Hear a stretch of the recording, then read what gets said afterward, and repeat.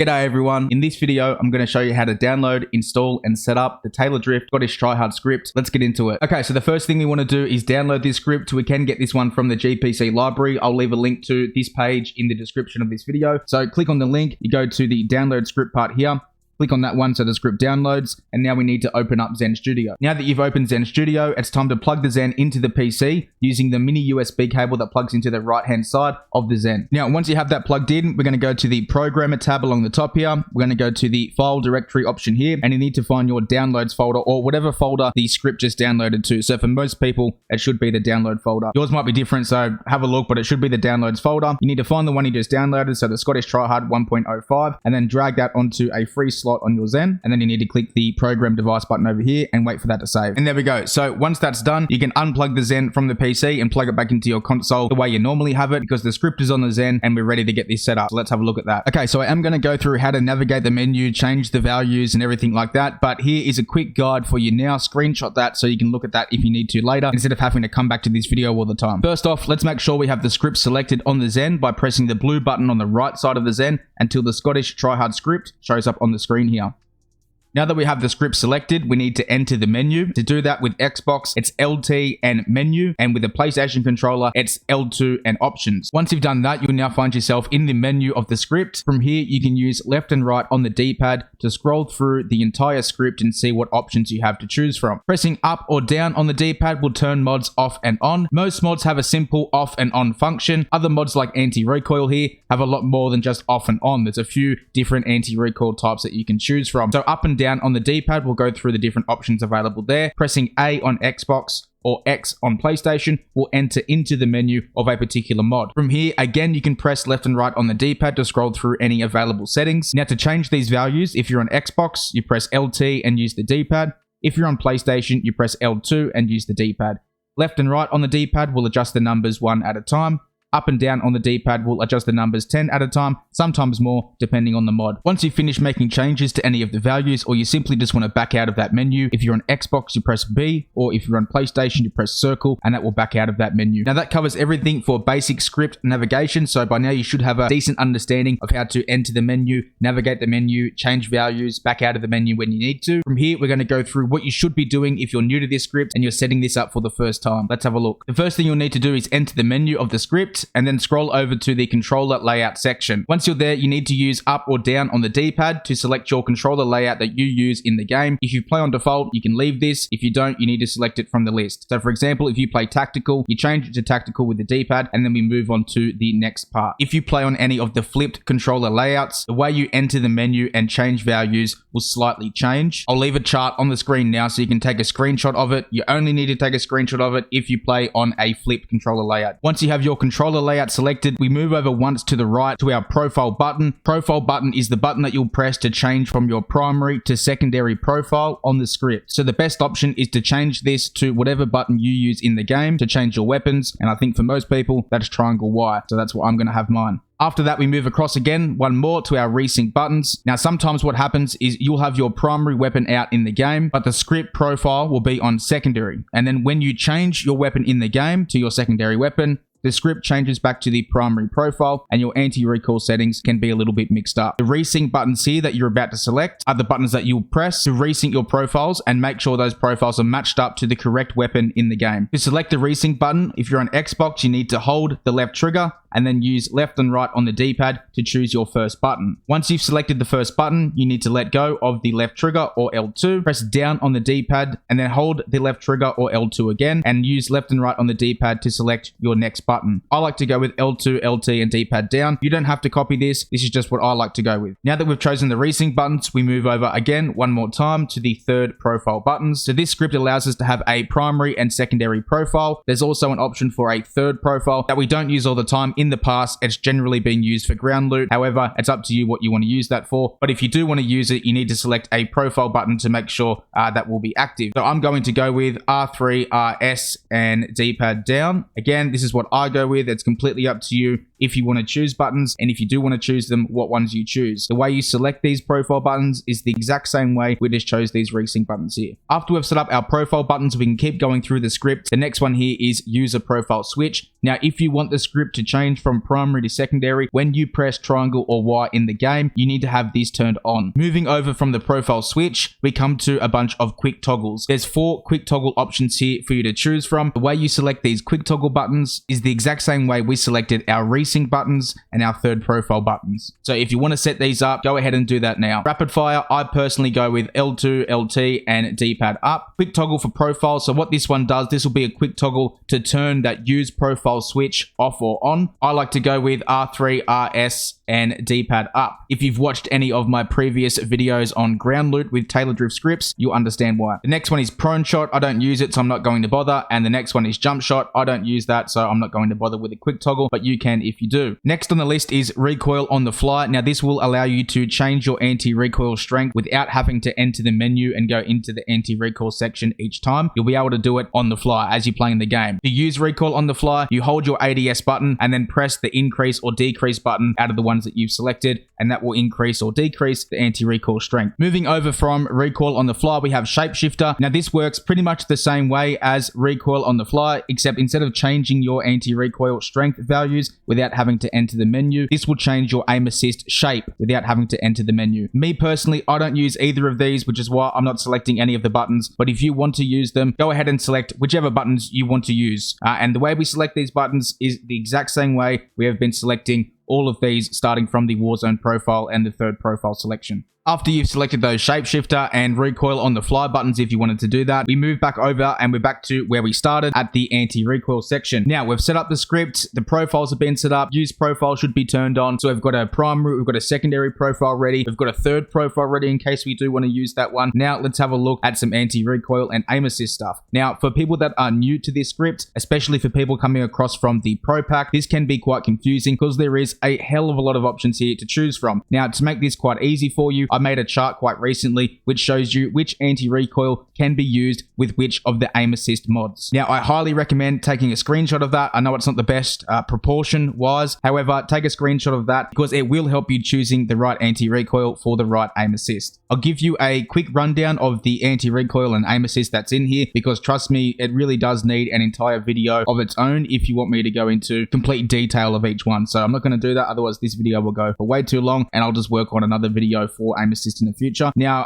anti-recoil here, the first one we come to, the rumble anti-recoil options. These are your basic anti-recoil options. There's an option there for vertical strength and horizontal strength, and that's it. Moving over, we've got progressive. These are your progressive anti-recoil options. You can choose whichever one you like, but when you go into the settings for this one, there's more than just the vertical and horizontal strength. There's a little bit more there, okay? So if you want a bit more control over the anti-recoil, you can use this one. If you're after something more basic, you can go with one of the options in here. Moving on to the aim assist stuff, we've got 3 options, version 1, version 2, version 3. Again, I'm not going to go into full detail on every single one of them because it will take too long. To give you an idea, version 1 activates when you aim down your sight. Version 2 activates when you aim down your sight and move your sticks past their dead zone threshold. Version 3 activates when you ADS, but the direction of which the aim assist shape is drawn changes depending on which way you move and move your aim. I know for some people that probably sounded confusing as fuck, which is why I'm going to make a completely separate video on aim assist to explain that further in the future. When it comes to choosing an aim assist, do not overthink this stuff. I know it's confusing because there's a lot of options, but you don't need to overthink it. This is all you need to do. Jump into a game. If you want to test out version 1, turn that one on and that's it. You don't need to have more than one on. It's not going to work properly. After a few games, turn that off, move over to version 2, turn that on, and then try that one out. After a few more games, turn that off, go over to version 3, try that one out until you find something that you are happy with. Do not sit there for hours going through and changing all these values, trying to find something that's going to get you really, really close to aimbot because it's never going to happen. Don't worry about those values. If you're new to this script, the default values that are there for a reason. So the best thing to do is choose which one you want to use, turn that one on, make sure you're using the right anti-recoil with it as well, and then go and play the game. The rest of the stuff in the script is all rapid fire mods and that kind of thing, so I'm going to jump into a private lobby and go through those now just to show you that they work. Alright, so I've jumped into a private lobby here just so I can go through some of the other mods available in this script. The first one we'll look at is the rapid fire option now, as well as turning the rapid fire on.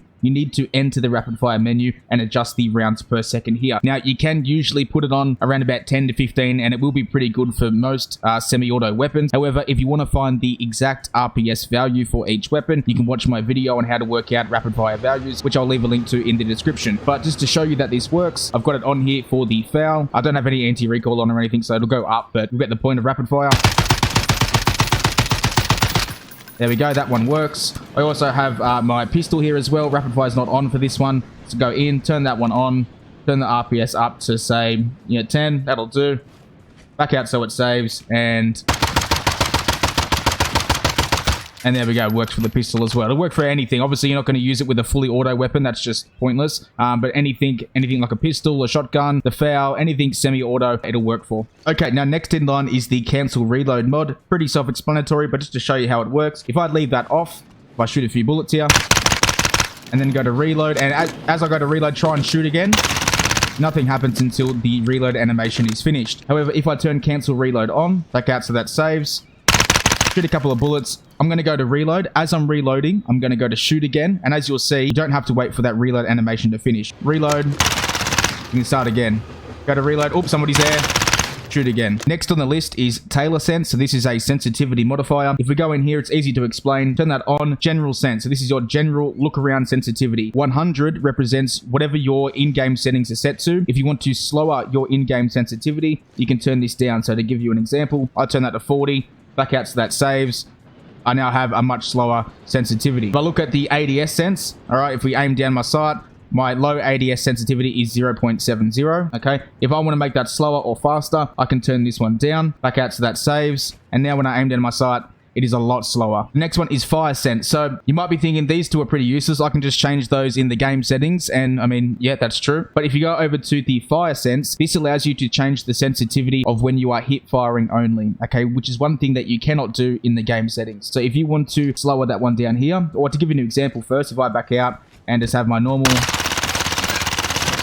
hip fire left to right, I change the fire sense down to something like 40, so it's really noticeable. Back out so that saves, and then do the same thing.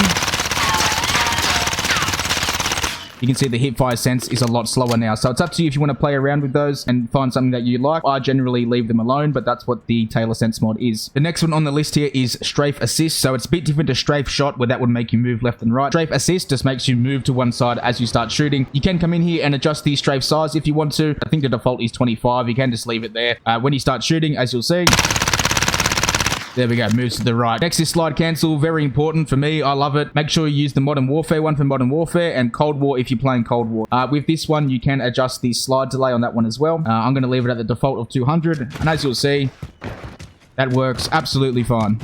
Next on the list is VM speed. I'm going to come back to that one. Hold breath, so that's pretty self-explanatory. I've explained it 1,000 times. It's for sniping. Okay, now I have my sniper with auto hold breath turned on. Back out so that saves. As soon as I aim down my sight, it automatically holds my breath and keeps that nice and steady. If I didn't have that one turned on, hold breath off, back out so that saves. When I aim in, as you can see, the aim moves around quite a fair bit, and you have to press that to steady it up. So turning that on means as soon as you ADS, it's as steady as it can be. Next one is enemy ping. It's a bit hard for me to show that in here because the pings don't work in multiplayer. However, once you go into Plunder or in a Warzone match and you have enemy ping activated, once you aim and shoot at something, it automatically pings that spot. Next mod is bunny hop. So this allows you to hold your jump button to continuously keep jumping. You don't have to keep tapping it. So if you want to bunny hop a corner, you can just hold the button. There we go, instead of having to keep tapping it. So that's a good one there. I like that one. I personally use it myself. Prone shot, again, quite self-explanatory. You shoot, you go prone. That's it, that works. Jump shot, you turn that one on, you shoot, you jump. That's it. Fast melee, you turn that one on, you hold your melee button, it'll keep throwing punches or elbows, whatever.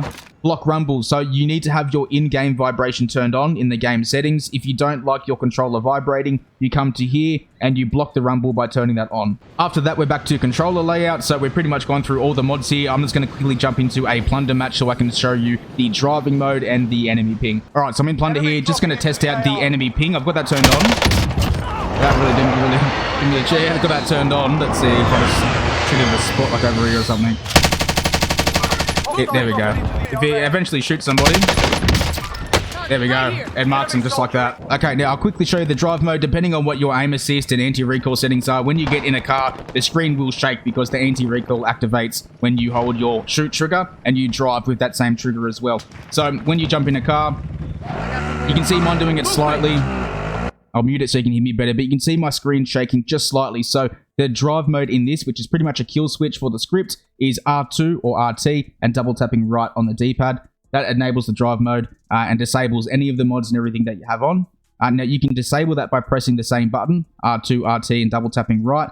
Or if I have that enabled, yeah, you can also press X or square, the button you press to get out of the vehicle, and that will disable the driving mode. And there we go, so that's it. The last thing I need to go through here is the VM speed. I'm leaving it to last because this part can be quite confusing. VM speed, to put it simply, is your input lag. So when you, for example, move left and right in the game, there is a very, very, very small amount of delay between when you move your stick and your player moving in the game. Adjusting the VM speed, match the appropriate reading speed or whatever of the console you play on, can reduce that input lag just a little bit. Now, I'm definitely no expert in this department, which is why I'm going to say the best thing to do is to go into the Taylordrift Discord. Go to this channel here, you'll see the user aim assist values for Scottish Tryhard, and you'll see all these aim assist values that people have been putting in here. You'll also see if they've been using any of the VM speed and what console they've been playing on. You can see here, this guy plays on Xbox Series X, and you can see somewhere in here, he does have his VM speed. There we go. Platform, Xbox Series X, VM speed, -2. If we scroll down a bit further, the Pop, very reliable for his values if you do want to try some out other than the default ones. If you go down, we can see there's some more VM speed values there. So I'm not going to recommend you put it on this for this console or this for this console. I'm telling you to go have a look, do a little bit of research, and maybe try out some of the ones that other people have suggested. Me personally, I don't touch the VM speed. I just leave it on 0 and I just use the script and play the game because I don't notice that much of a difference. Okay, so that's everything I wanted to cover for this video. By now, you should have a decent understanding of how to enter the menu, navigate your way around the menu, change values in the script, and also have a good understanding of how to get this script set up for the first time. I'm noticing a lot more people getting the Zen, a lot more people trying out Taylordrift scripts, so I will be making some more videos in the future about this script that go into a little bit more detail, but for now, this is plenty of info to get you up and running and using the script. If you do have any questions, ask them in the comments. Thanks for watching. I'll see you next time.